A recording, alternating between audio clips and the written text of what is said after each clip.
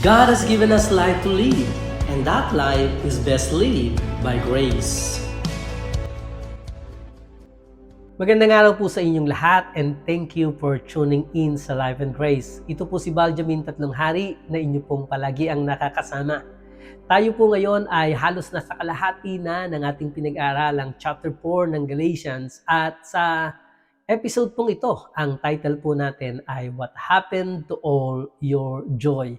Si Pablo po ay nagtatanong sa mga taga-Galacia na anong nangyari sa ligaya na dati niyong naranasan sa Ebanghelyo. So, pag-usapan po natin to. Sa atin pong nakaraang episode ay atin pong napag-aralan na meron pong benepisyo o benefits ang pagiging anak ng Diyos. Kasi po, sabi po ng Galatians chapter 4, verse 4 to 5 ay, But when the fullness of time had come, God sent forth His Son, born of a woman, born under the law, to redeem those who were under the law, that we might receive the adoption as sons. So, tayo pong mga redeemed, mga tinubos ni Kristo at kumilala sa ginawa ni Kristo ay naging mga anak ng Diyos at meron pong mga benepisyo ang pagiging anak ng Diyos. Isa po sa mga benefits na ito ay ang pagiging partakers of the promise. Nakabahagi po tayo sa mga pangako ng Diyos kay Kristo. Ang ibig pong sabihin nito ay naging tagapagmana tayo ng mga pangako ng Diyos. We become heirs of the promise. Okay? Isa pa po sa mga benefits ng pagiging anak ng Diyos ay ang indwelling presence of the Spirit of His Son na atin pong tinanggap sa ating puso. Kung kaya nga po nakakatawag na tayo ngayon sa Diyos Ama na kagaya ng pagtawag ng Panginoong Yesus ng Ama, Father, Abba, Daddy. Alam niyo po, isang indication din po ito para sa mga Christians kung nauunawaan na nila na sila ay totoong mga anak na ng Diyos. Yung kapag tumawag po sila sa Diyos sa pananalangin ay meron pong sense of fondness ang kanilang relationship. Na instead of addressing God as, O Holy God, O Most Holy God, God, the sole creator of everything, who hates sin and upholds justice forever. Instead na ganun po yung pag-address natin sa Diyos, ay nakakapagsalita tayo ng Ama, napakabuti mo po talaga at patuloy po akong nagpapasalamat sa pag-ibig mo at sa biyaya mo na palagi ang naming nararanasan. Ganun po, meron pong fondness, merong nagpapakita ito ng isang relationship na vibrant sa ating Diyos Ama na dati ay wala tayo. Isa pa pong benefits na meron po tayo sa pagiging anak ng Diyos ay sa bagong relationship na ito, yung sonship. Ito, tayo po ay naging anak ng Diyos. Meron po tayong sonship. Tayo po ay itinuturing na mga full-grown son at hindi na po mga babies. Kaya mayroon tayong kalayaan na mag-decide dahil mayroon tayong rights and privileges bilang mga mature children of God. Hindi po ito guarantee na palagi tayo makakapili ng tama sa buhay na ito. Pero ang freedom to choose ng mabuti at ng godly things ay mayroon tayo, nakapipili tayo, hindi dahil takot tayo at inutos lamang ito sa atin, kundi dahil ito ang tama at dahil mayroon tayong pag-ibig, dahil sa pag-ibig natin sa Diyos. Alam niyo po, ang pagkakaunawa natin ng mga benepisyong ito ay nakapagtutulak sa atin upang kumilos o patuloy na maglingkod sa ating Diyos, hindi bilang mga alipin, kundi bilang mga anak ng Diyos Ama. Praise God for this new position na meron po tayo kay Kristo. Now, ituloy po natin at magsisimula po tayo sa chapter 4, verse 9 na po tayo ngayon. Okay? Magbabasa po tayo from verse 9 to verse 11. Ngunit ngayong kilala nyo na ang Diyos, o mas mabuting sabihin na kinilala kayo ng Diyos bilang mga anak, bakit bumabalik pa kayo sa walang bisa at walang kwentang panuntunan? Bakit gusto ninyong magpaaliping muli sa mga ito? May pinagpapahalagahan pa kayong mga araw, buwan, panahon at mga taon. Nag-aalala ako na baka nasayang lang ang lahat ng pagsisikap ko sa inyo. Wow! Tandaan natin si Pablo po dito was writing this letter to turn, hinihimok niyo po ang mga Galatian Christians na lumalayo po sa Ebanghelyo at nagtitiwala sa Old Testament law for justification. Kaya in this verse, nang tanungin sila kung bakit bumabalik sila sa walang bisa at walang kwentang panuntunan, ang pinatutukuyan ni Pablo dito ay ang kautusan. These are the principles of the world's religious system that try to gain God's acceptance sa pamamagitan ng iba't ibang religious observances.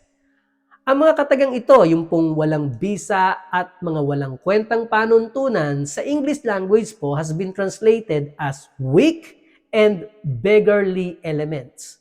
Weak, ang ibig sabihin ay powerless to save, walang kakayanang makapagligtas. And beggarly means poverty. It is a totally inadequate system na binabalikan po ng mga taga-Galasya. Kaya po sa verse 10 ay sinasaway ni Pablo ang mga taga-Galasya for trying to incorporate observance of the Old Testament law into the gospel that he had brought to them. Sinabi niya po dito na yung mga bagay na inaakala nilang kailangang magawa to receive right standing with God. Yung pagpapahalaga nila sa mga araw, buwan, panahon, at mga taon. Alam niyo po, itong observance of days, ang mga araw na ito, it refers to the keeping of the Sabbath. Ito pong observing of months and times, it is in reference to the new moons and feasts na marami pong mga kapiestahan na pinag-uusapan, the Passover feast, yung Feast of the First Fruits. Marami po ito. At yung pong observance of years refers to the Sabbath year o yung tinatawag nating Year of Jubilee. Alam niyo po, madiing nilinaw ni Pablo that keeping of these rituals is not necessary for salvation. Kaya nga po, for those who preach that it is necessary for salvation, they are dangerously close to having their faith in Christ voided. Kaya po sabi niya sa verse 11, nag-aalala ako na baka nasayang lang ang lahat ng pagsisikap ko sa inyo. Apostle Paul was the one who founded the churches in Galatia, kaya there is no doubt na kino-consider niyang itong mga Galatians na to be born again Christians. Born again po sila sa pananaw ni Pablo. Yet it is also clear that Paul was in doubt about the state of their salvation.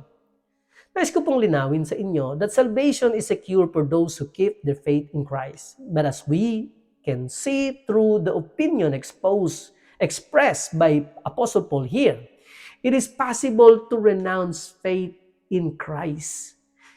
Kapag ang legalism is taken to the extreme, this can lead people to becoming reprobate.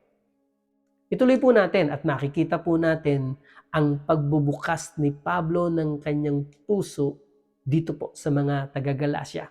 Sabi niya po, Galasya Kapitulo 4, talatang 12. Nakikiusap ako sa inyo mga kapatid, na tularan ninyo ako dahil kahit isa akong Hudyo, tinalikuran ko ang pagsunod sa kautusan ng mga Hudyo at naging katulad ninyong hindi Hudyo. This is a very powerful statement. And every believer, every Christian believer should be able to say this same thing sa atin pong mga sarili. Lalo na po tayong mga minister of the gospel. Masabi natin na tularan ninyo ako. Only a free person can set another person free. Kung gusto natin na gayahin tayo ng iba, then we should work on ourselves before we start working on others. Hindi naman kailangan na maging perpekto na tayo bago pa natin sabihin sa iba ang patungkol sa Panginoon.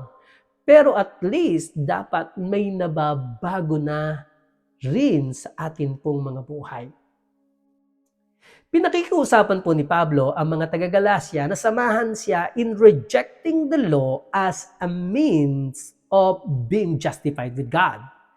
By natural birth po kasi si Pablo ay isang Hudyo, but he had forsaken the law as a means of being reconciled to God.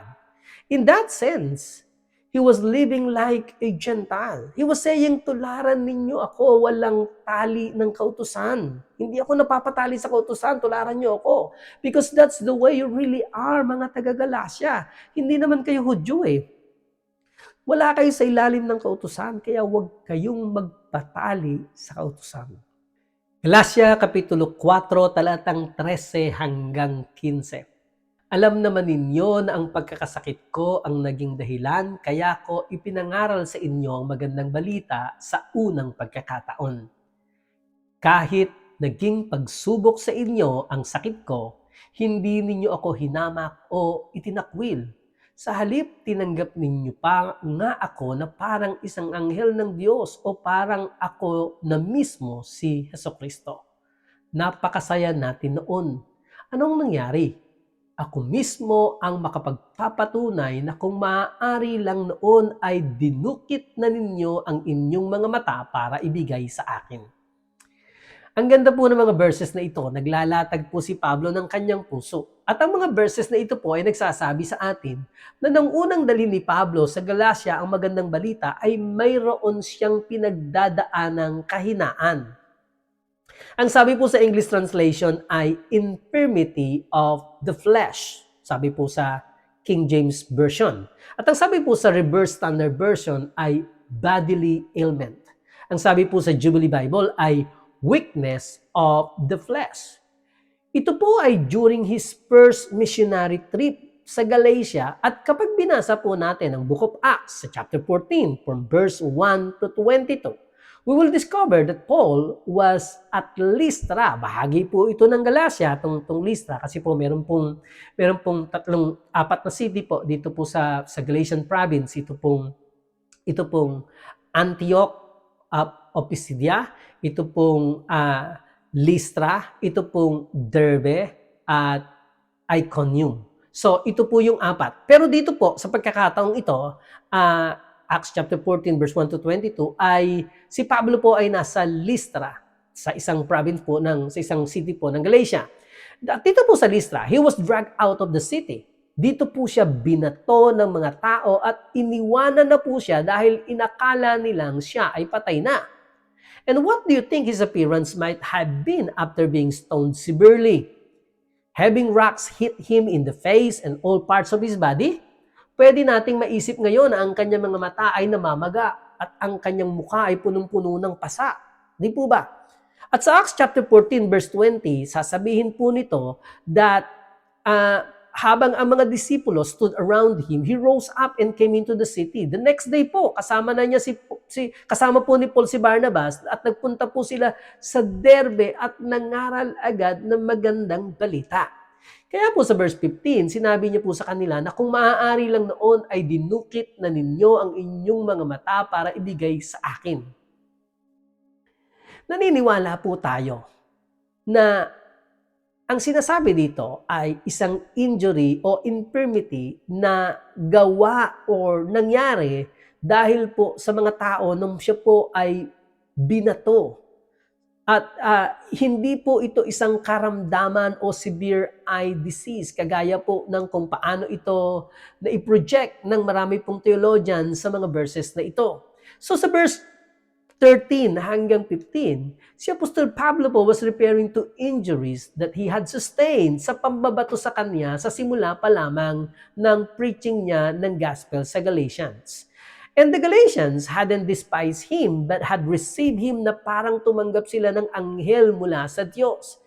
Kaya po tanong ni Pablo, why had they changed? Paul hadn't changed. The gospel hadn't changed. It was the Galatians who were inconsistent. Kaya nga po, he was putting them into remembrance of their original na pagtanggap sa kanya to rekindle their love for him and to cause them to submit themselves once again to the gospel that he preached. Alam niyo po mga salitang ginamit niya po dito sa verse 15 na napakasaya natin noon ano ang nangyari ay na-translate po sa NIV na ganito. What happened to all your joy? Ito po yung title natin. Paul was saying, where is the joy you used to have through our relationship? Or where is the blessedness you used to talk about? At one time, you would have done anything for me, even give me your own eyes if it were necessary. But now you've drawn back. It is you that change, not me. Legalism causes people to lose their joy. This is what happened to the Galatians. Ituloy po natin. Galatia Kapitulo 4, talatang 16. Naging kaaway na ba ninyo ako dahil sinasabi ko ang katotohanan? Wow, ang gandang tanong po nito.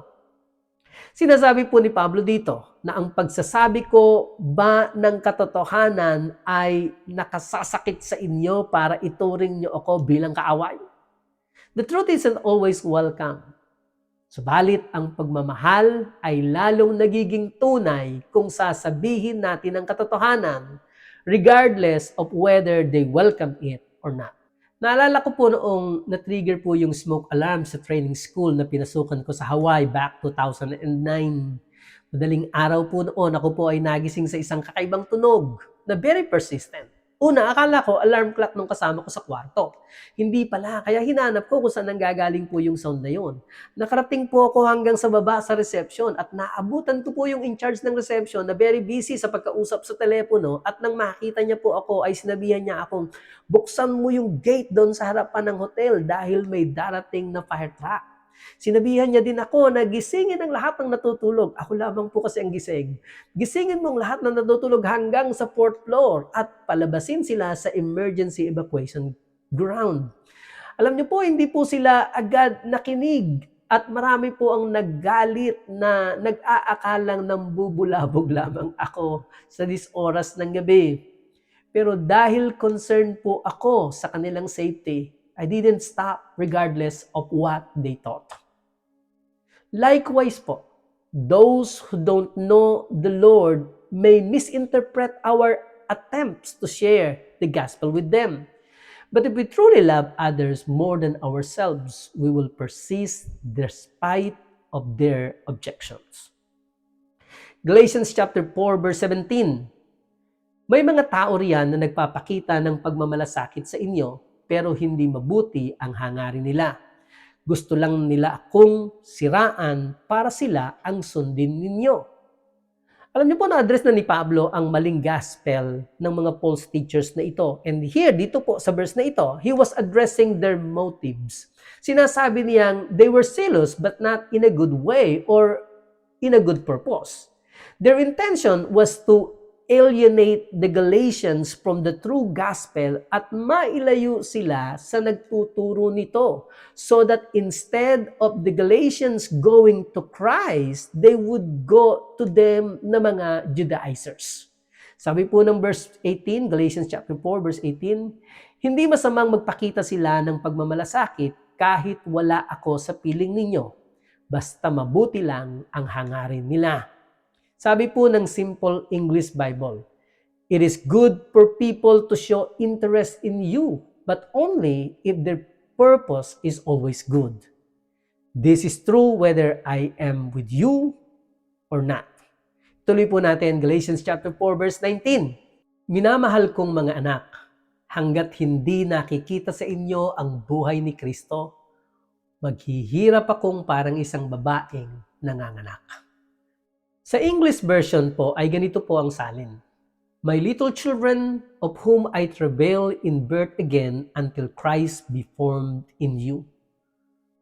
Ang salita pong again, yung pong English word na again, na binanggit dito ay nagpapakita sa atin na one time si Christ was clearly and abundantly evident to their experience. But now, hindi na ito nakikita sa buhay ng mga Kristiyanong mga taga-Galacia. Sa ibang liham po ni Pablo sa mga taga-Thessalonica, na isalarawan niya ang kanyang sarili para sa kanila bilang isang nursing mother sa 1 Thessalonians chapter 2 verse 7. Pero dito po, sa verse na ito, ay nagsasalita naman siya patungkol sa kanyang sarili as a mother in childbirth, inang nanganganak, na suffering birth pangs for the Galatians who by implications are thought of as again in the womb ng nangangailangang mailabas o mailuwal. Alam niyo po, the most painful and at the same time, the most rewarding experience para po sa isang nanganganak na ina ay ang birth pangs. At ito po ay isinasalarawan po ni Pablo ang kanyang pinagdadaanan dahil sa problemang nangyayari sa mga taga-Galasya. Sabi niya po, hanggat hindi nakikita sa inyo ang buhay ni Kristo. Tuloy po natin, last verse na po ito, Galatians chapter 4, verse 20.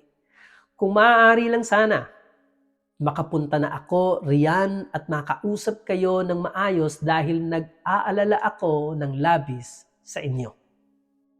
Paul did not regret the things that he had said to the Galatians. Ang talagang pinagsisisihan niya ay kung paanong tono niya ito nasabi sa kanila.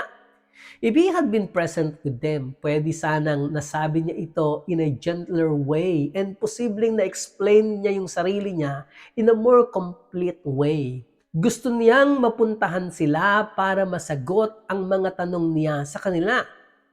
At dito po sa verse na ito, yung pong phrase na nag-aalala ako ng labis sa inyo ay nangangahulugan po sa Ingles ng ganito, to be at a loss, to be disturbed, or to feel helplessness about the situation. Para siyang isang magulang, feeling very concerned about his children going astray, na hindi niya malaman ang gagawin niya sa anak niyang napapariwara. Ito po ang isang pagmamahal ng magulang sa kanyang anak.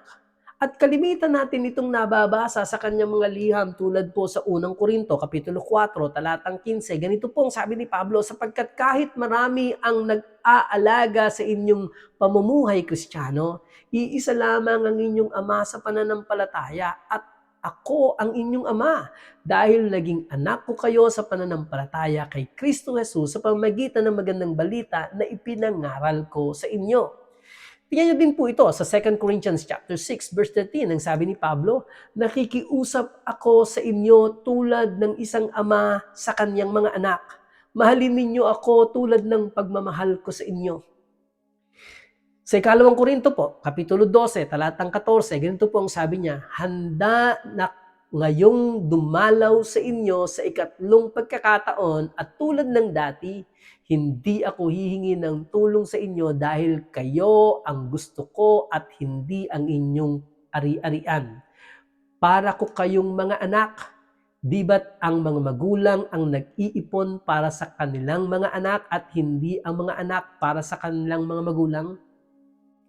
Ang mga liham na ito, sa mga liham na po ito, ni Pablo na ginamit niya po yung analogy of his being a spiritual parent to the Corinthians.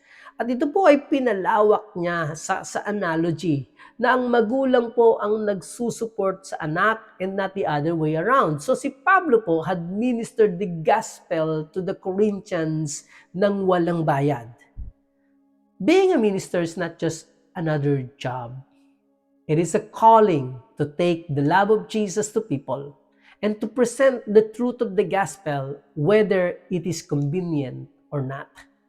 And in the process of doing that, the Lord will always prove to you that His Word is always faithful. Ito po ay napatunayan ko sa aking buhay at alam ko pong sa inyo ay patuloy niyong napapatunayan ang katapatan ng salita ng Diyos habang tayo patuloy na nagiging tapat sa pagpapahayag ng mabuting balita ng Ebanghelyo ni Kristo. Next episode po ay abangan po natin dahil pag-uusapan natin at papakita dito ni Pablo kung paano niya po pinag-compare, pagkukumparahin niya po ang Old Covenant at ang New Covenant system at kung bakit hindi sila dapat pagsamahin o pagsabayin. Ito po si Baljamin Tatlong Hari. I hope meron po kayong natutunan. Ako po'y patuloy nagsasabi sa inyo, life is best lived by grace. Shalom!